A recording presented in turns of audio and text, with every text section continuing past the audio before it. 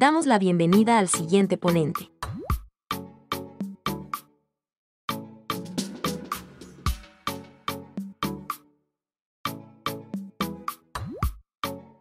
Doctor Víctor Manuel Rodríguez Peralta, con el tema linfadenitis reactiva, repercusión en el cribado y práctica.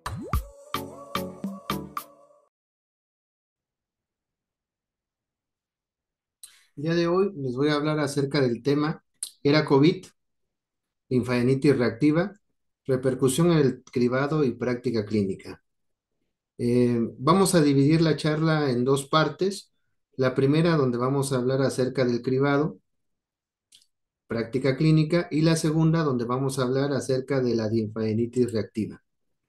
Como bien sabemos, la pandemia COVID afectó prácticamente todos los aspectos relacionados con la detección, diagnóstico, tratamiento, cuidados complementarios, incluso el pronóstico del cáncer de mama.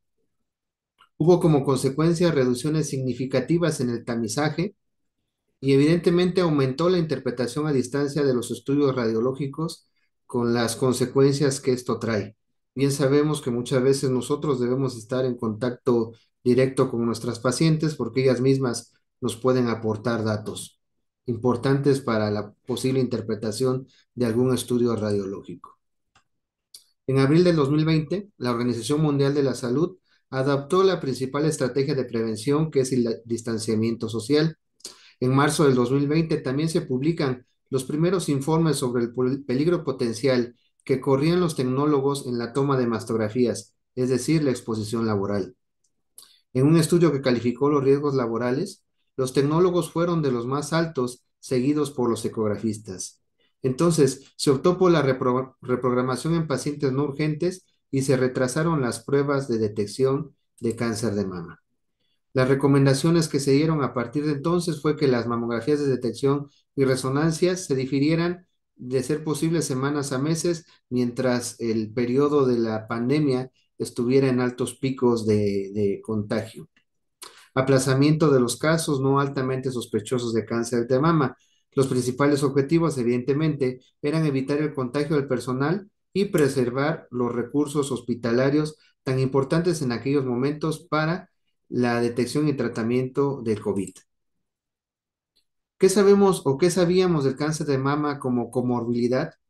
Debido a que muchos regímenes de quimioterapia, bien sabemos que causan inmunosupresión, pacientes con cáncer avanzado metastásico son más susceptibles a resultados graves con COVID-19. Las pacientes con cáncer de mama, evidentemente, requieren más visitas o consultas y eso las hace más susceptibles a contagios por COVID-19. Las pacientes con cáncer de mama tenían más del doble de riesgo de contraer COVID que las pacientes sin cáncer. Se habló inclusive de una tasa de mortalidad de COVID en pacientes con cáncer de 11 a 28%, más aún si el cáncer estaba activo o estaba en progresión. Sin embargo, a finales del 2020, la Sociedad Americana de Oncología Clínica demostró que el riesgo de muerte por COVID en pacientes con cáncer de mama no fue significativamente mayor, aún bajo tratamiento con quimioterapia, terapia hormonal, radiación o cirugía. La conclusión fue que el tratamiento de cáncer de mama debía continuar durante la pandemia y no suspenderse. ¿Qué otros efectos tuvimos con respecto al retraso en la atención? El principal obviamente ha sido el aumento en la mortalidad, pero también existieron efectos sobre la salud mental, de tal forma que nuestras pacientes que a lo mejor tenían un nódulo, que se palparon un nódulo, mastalgia o en fin, toda la sintomatología que sabemos en la mama y que no era posible que se hicieran una mastografía, pues padecieron de ansiedad, o aquellas pacientes ya con un diagnóstico de cáncer de mama en las cuales se retrasó su tratamiento, pues sí hubo severos trastornos a nivel de la salud mental. Otra consecuencia fue la disminución en el número de cánceres diagnosticados, que evidentemente esto también es muy importante puntualizar. Un modelo estimó que la interrupción en la atención de 6 meses en tamizaje provocará en la próxima década un exceso de más de 10,000 muertes por cáncer de mama y de colon. Esto es decir, sobre lo que ya se tiene proyectado, va a haber un aumento en cuanto a este número de muertes. Aquí tenemos un gráfico donde se explica esta situación. El gráfico de mayor altura, que corresponde al cáncer de mama, nos habla de un aumento de 5,500 muertes el cáncer de colon 4.500, pero aquí estamos hablando de una interrupción de 6 meses. Tendríamos que sumar un año y medio, 2 años, dependiendo de los centros, qué tanto tiempo suspendieron la detección o la toma de mastografías de tamizaje. Efectos sobre la radiología, evidentemente existieron muchos, aquí voy a pronunciar los más importantes. A nivel económico, existió una reducción del 94% en la toma de mastografías, 74% en la toma de resonancias magnéticas y en la toma de ultrasonido 64%. También hubo necesidad de introducir los PACs en el hogar, lo cual fue un proceso más complicado y costoso porque bien sabemos lo que implica tener un PACS es comprar las computadoras, el software y evidentemente tener el acceso a lo que son monitores de grado médico para la interpretación de mastografías. Y también a nivel de la salud mental de los radiólogos, se reportó que existió en el pico más alto de la pandemia una ansiedad hasta en el 60% de los radiólogos. Ahora, ¿cuáles son las estrategias para la detección ahora, ya que estamos en la era COVID, una vez que queremos retomar lo que se venía haciendo como tamizaje y que venía dando hasta cierto punto resultados? Esto, bueno, se ha instituido en algunos hospitales de acá de la República Mexicana. Tenemos la estrategia de tamizaje en un día, lo cual quiere decir que una paciente que llega a su cita, se le hace mastografía, si requiere proyecciones adicionales, se le hacen en el mismo momento, se le hace ultrasonido y de ser posible ese mismo día se le entrega el resultado o se deriva con su médico tratante. Otra estrategia es las citas por vía electrónica con confirmación telefónica, lo cual también ha tenido relativo éxito. Programas de tamizaje seguros, es decir, en hospitales seguros, donde se reúnan las condiciones de cuidado, ya sea tanto para personal como para los pacientes. Otra estrategia es intervenciones educativas a las pacientes, particularmente en entornos inadecuados de tecnología y cuidados de la salud. Y algo muy importante que quiero recalcar y para finalizar esta parte de la charla es que a pesar del COVID, el tamizaje de cáncer de mama es tan importante hoy como lo ha sido siempre. Debemos retomarlo y debemos poco a poco retomar lo que ya veníamos haciendo, pero no podemos dejar a las pacientes sin estarle haciendo sus estudios de tamizaje. A continuación vamos a hablar del segundo tema, que es la linfadenitis reactiva. Esto es un tema muy importante. ¿Por qué?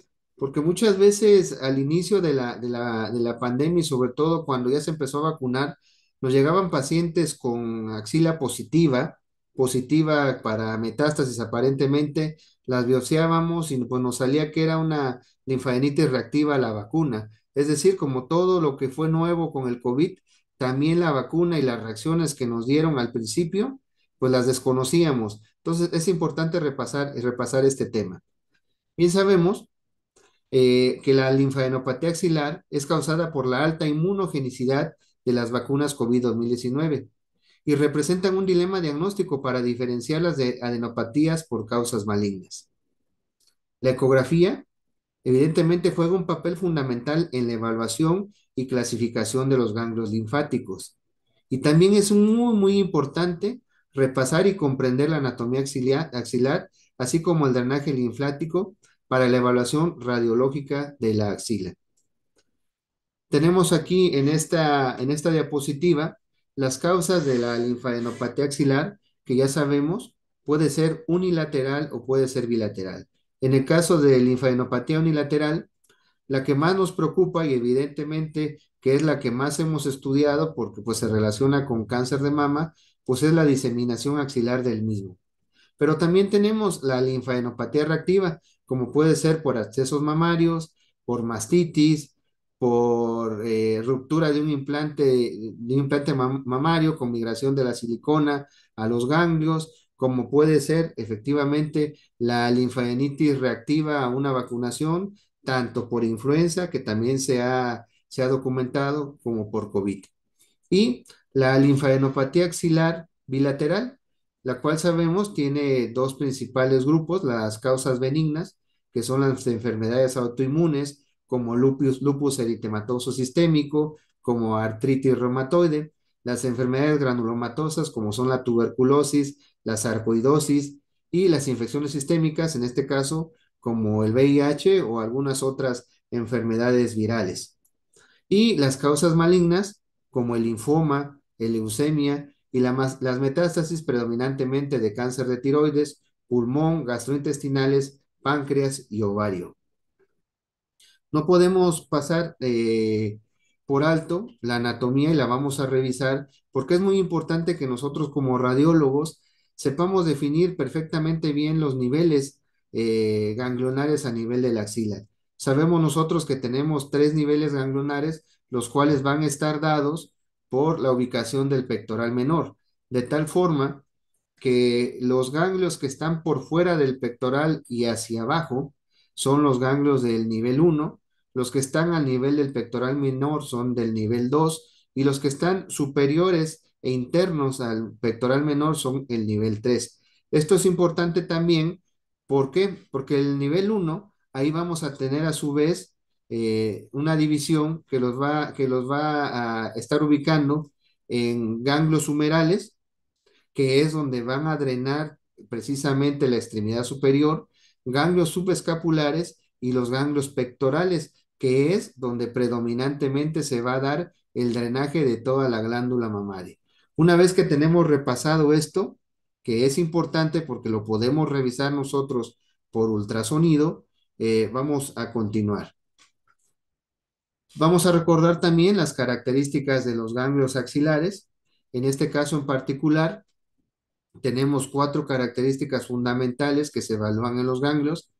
Una de las más importantes es la morfología. Un ganglio normal generalmente tiene una morfología ovoide.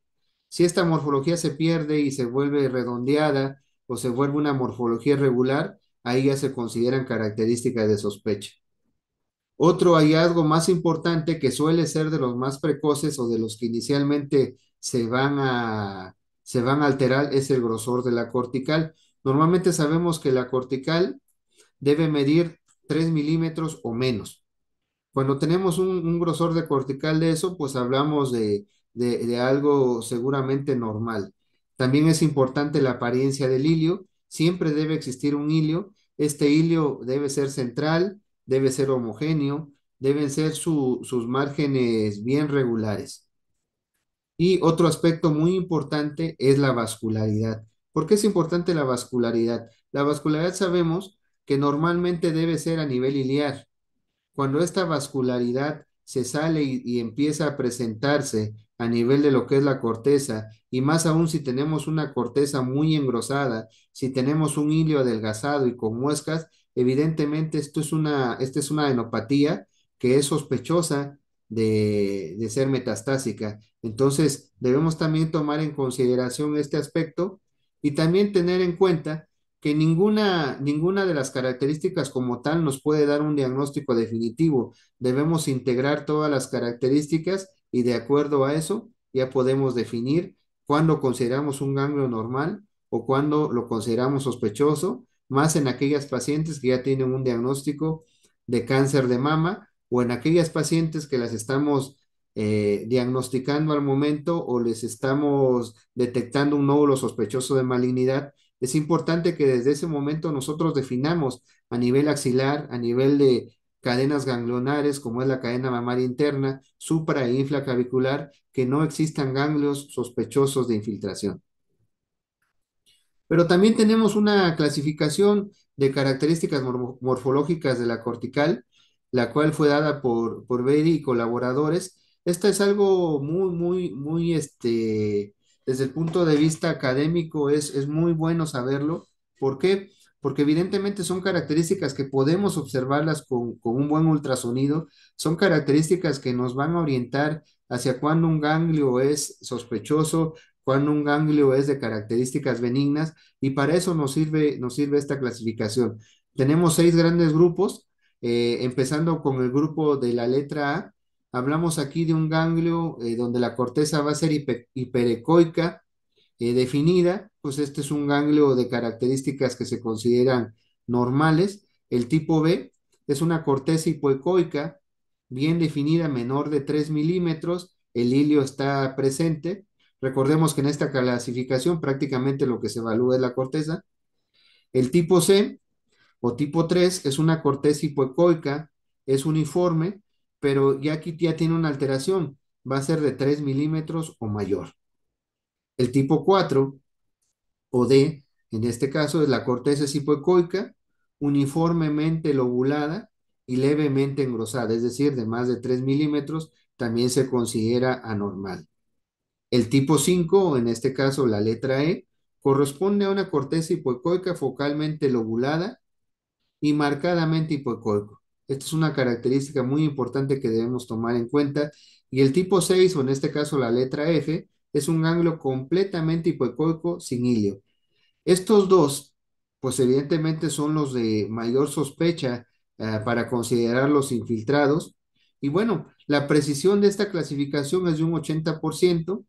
El valor predictivo en las categorías del 1 al 4 es de un 89 a 100%, valor predictivo negativo, y el valor predictivo positivo en estas dos últimas es de un 29 para el tipo E y un 58 para el tipo F. Ahora, con respecto a la vacunación COVID y las imágenes, sabemos que hasta el 44% de nuestras pacientes con estudios de imagen van a presentar linfadenopatía axilar. La linfadenopatía en promedio va a persistir de 10 a 14 días. Sin embargo, hay series que nos los elevan incluso hasta semanas, 20, 30 semanas. Es importante que nosotros documentemos la fecha de vacunación y en qué brazo se vacunó, y realizar mastografía de detección sin tener en cuenta el estado de la vacunación o el momento de las vacunas. Estos son algunos aspectos importantes que debemos tomar en consideración. ¿Cuál es el enfoque del manejo de acuerdo al virus? Mujeres con riesgo promedio, sin hallazgos sospechosos en la mama, una linfadenopatía unilateral y una vacuna ipsilateral, las podemos dar como BIRRAS 2 con un seguimiento anual como es lo habitual. Sin embargo, si ya tenemos pacientes con hallazgos sospechosos en mama y linfadenopatía en axila ipsilateral, se van a requerir evaluaciones complementarias, como puede ser en el caso de que fuera este hallazgo en una mastografía, un ultrasonido o inclusive resonancia magnética. Ahora, pacientes sin antecedente de cáncer de mama con linfadenopatía axilar y hallazgo sospechoso en mama ipsilateral, la conducta debe ser de acuerdo al grado de sospecha. Es decir, pues puede ser BIRAS 4, A, B, C o inclusive BIRAS 5, porque aquí debemos priorizar lo que es el hallazgo a nivel de la mama. Otras sugerencias de manejo: en el caso de una mastografía de tamizaje y observamos una adenopatía axilar unilateral, pues se va a categorizar como BIRAT 0 y se van a sugerir evaluaciones adicionales, como puede ser el ultrasonido. En el caso de adenopatías axilares unilaterales en mujeres con vacuna ipsilateral, dentro de 4 semanas anteriores al estudio de imagen, se caracteriza como o se categoriza como BIRAS 3 y se sugiere un ultrasonido de 4 y lo más prudente 12 semanas. Y si esta adenopatía persiste después de 3 meses, entonces ya se convierte en un BIRAS 4, se considera una adenopatía persistente y esta paciente se debe llevar a biopsia del ganglio de sospecha. Ahora, ¿cuál es el enfoque en pacientes que ya están diagnosticadas con cáncer de mama? Dice que una paciente con bajo riesgo de metástasis debe tratarse caso por caso con cautela. Ahora, una paciente con riesgo alto de metástasis debe considerarse un seguimiento con ultrasonido a las 12 semanas o realizar biopsia de inicio. Pacientes con cáncer de mama activo en fase de tratamiento es un protocolo de imagen estándar y se debe hacer biopsia en caso de ganglios tipo 5 o 6, incluso en los 3 o 4, dependiendo del contexto clínico. Con respecto a las recomendaciones de la vacuna COVID, esta no debe ser atrasada en pacientes con cáncer de mama o para tamizaje. Las imágenes deben ser realizadas antes de la vacunación si fuera posible. Posponer estudio de imagen 4 a 6 semanas después de la última dosis de vacuna en estudios no urgentes de ser posible. Y también la vacuna debe ser administrada contralateral al sitio del cáncer y siempre del mismo lado. Entonces, cuando una paciente con cáncer que ya se conoce, por ejemplo, un cáncer de mama izquierda, habitualmente la vacuna la ponen en el brazo izquierdo, pero la paciente tiene cáncer en la mama izquierda, la sugerencia es que ahora la vacunen del lado derecho y siempre en el mismo lado derecho. A continuación veremos una serie de casos para que podamos tener la imagen de cómo tendríamos el comportamiento al respecto. En este caso tenemos una proyección oblicua media lateral, mama izquierda, en la cual observamos un patrón fibrogranular disperso, la mama aparentemente sin hallazgos. Sin embargo, a nivel de lo que es el pectoral, la axila, tenemos dos ganglios aumentados de tamaño, aumentados en densidad, uno prácticamente sin hilio. Esta paciente se lleva ultrasonido y se corrobora la presencia de un ganglio de morfología ovoide, de márgenes circunscritos. Sin embargo, la corteza está engrosada, mide 8 milímetros, el hilio está adelgazado, tiene una muesca central. Con modalidad Doppler no encontramos vascularidad. Esta paciente se le realiza biopsia trucus guiada por ultrasonido y el diagnóstico fue una hiperplasia folicular reactiva. El antecedente que tenía esta paciente era una vacunación un mes antes de realizarse la mastografía.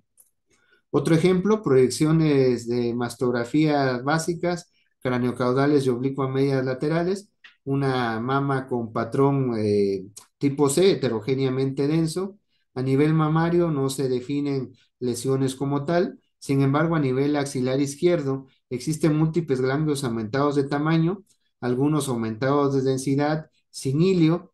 A esta paciente eh, se le realiza ultrasonido, a nivel de la axila se observa lo que es un ganglio aumentado de tamaño, conserva el hilio, sin embargo tiene un engrosamiento cortical focal, el cual está vascularizado, se le realiza una biopsia trucus guiada por ultrasonido y el diagnóstico es una hiperplasia folicular linfoide. También esta paciente tenía el antecedente de vacunación COVID un mes previo a la realización de la mastografía.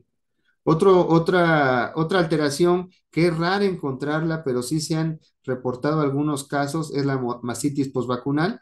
Esta paciente es una paciente de 76 años, la cual se vacuna 2 días previos, empieza con dolor mamario, con enrojecimiento de la piel, prácticamente piel en naranja, acude a consulta por la sospecha de un cáncer inflamatorio, se le realiza la proyección, una sola proyección por el dolor que tenía la paciente, proyección CC, observándose un aumento del grosor de la piel, aumento también de la trabeculación de la mama y aumento de densidad generalizada. A esta paciente se le da tratamiento médico de sostén, medidas higiénico-dietéticas y clínicamente se le da el seguimiento a la semana prácticamente asintomática, al mes ya sin ningún problema, sin ningún problema. Entonces se realizó el diagnóstico de mastitis postvacunal. Un caso más, una paciente que viene a control con nosotros, a tamizaje anual, en el 2020, antes de la pandemia, se le realiza su tamizaje, una mama heterogéneamente densa, es una proyección oblicua media lateral, sin hallazgos, la axila también es normal, sin hallazgos positivos.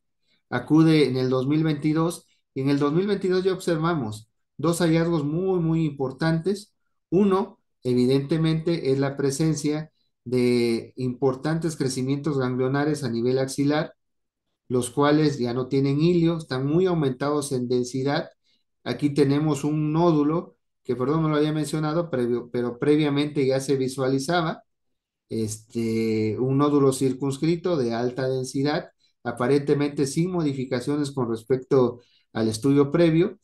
Vemos que disminuyó como es lo fisiológico la densidad mamaria, sin embargo, lo que llamó la atención fue el aumento de tamaño de los ganglios axilares. Aquí llamó la atención evidentemente porque tenía 2 meses que se había vacunado, llamó la atención este cambio, se le realiza ultrasonido, se observa en el ultrasonido un ganglio de morfología ovoide con un engrosamiento cortical bastante marcado, una corteza hipoecoica también bastante marcada. Se le realiza la biopsia y bueno, el reporte que nos dan es un linfoma de la zona marginal nodal, inmunofenotipo tipo B. Esta paciente obviamente pues tenía también el antecedente de vacunación COVID, pero bueno, dadas las características y el crecimiento tan, pues si no rápido, sí muy evidente de los ganglios, pues se le hizo esto y bueno, resultó resultó un linfoma, ¿no? Adicionalmente, a nivel mamario se biopsió lo que era ese nódulo y fue un resultado de fibroadenoma. Siguiente caso, esta paciente evidentemente es una proyección oblicua media lateral, mama derecha, es evidente la presencia de un nódulo, una masa de morfología irregular, márgenes indistintos, microlobulados en el plasma posterior y a nivel de la axila dos ganglios, uno prácticamente sin hilio, el otro con hilio pero con engrosamiento cortical. A esta paciente, pues obvio, se le hace un ultrasonido complementario a nivel axilar, observándose un ganglio de morfología ovoide, el cual ya tiene márgenes indistintos, tiene un marcado engrosamiento de la cortical, también una marcada muesca a nivel del ilio, se le pone la modalidad Doppler, observándose un importante vascularidad a nivel iliar y lo que es a nivel cortical. Evidentemente, esta paciente se consideró de sospecha, pues dado también el hallazgo a nivel de la mama, se realizó lo que es la biopsia a nivel de la mama y a nivel del ganglio. El resultado fue un carcinoma ductal infiltrante con adenocarcinoma metastásico a nivel axilar. Las conclusiones. Es importante que nosotros sepamos que el manejo de la linfadenopatía axilar es complejo y debemos basarlo en el contexto individual de cada paciente. Si la paciente es una paciente de alto riesgo para cáncer, si es de bajo riesgo, si tiene algún antecedente de cáncer de mama, ya sea en la misma mama o en la contralateral, si la paciente es primera vez que se le hace un tamizaje o ya es paciente que continuamente se le hace un tamizaje. Es decir, lo ideal es que individualicemos cada paciente. Sin embargo, esta es una guía que nos es de utilidad porque evidentemente ya podemos nosotros ahora sí decir qué vamos a hacer o qué no vamos a hacer con nuestras pacientes. La evaluación ecográfica de los ganglios linfáticos, la presencia o ausencia de anomalías mamarias concomitantes nos van a permitir una biopsia rápida en pacientes con alto riesgo de enfermedad metastásica y reducen el número de biopsias innecesarias en caso de una reacción postvacunal. Esto también es muy importante. Siempre el ultrasonido es una herramienta fundamental para que nosotros podamos tomar decisiones prontas, rápidas en el caso de pacientes que tenemos sospecha de enfermedad metastásica y también para evitar en el caso de una paciente con una vacunación estar haciendo biopsias innecesarias. Debo decirles que es importante hacer una historia clínica lo más detallada posible, preguntarle a nuestra paciente los antecedentes. Parece mentira, parece que no sucede, pero sí pasa en la práctica que muchas veces ni siquiera le preguntamos a las pacientes si la vacunaron, si tiene alguna enfermedad previa, en fin, y eso a veces nos va a evitar y le vamos a evitar a la paciente estrés, gastos innecesarios y biopsias que en determinado momento pueden predisponerlas a algún tipo de riesgo.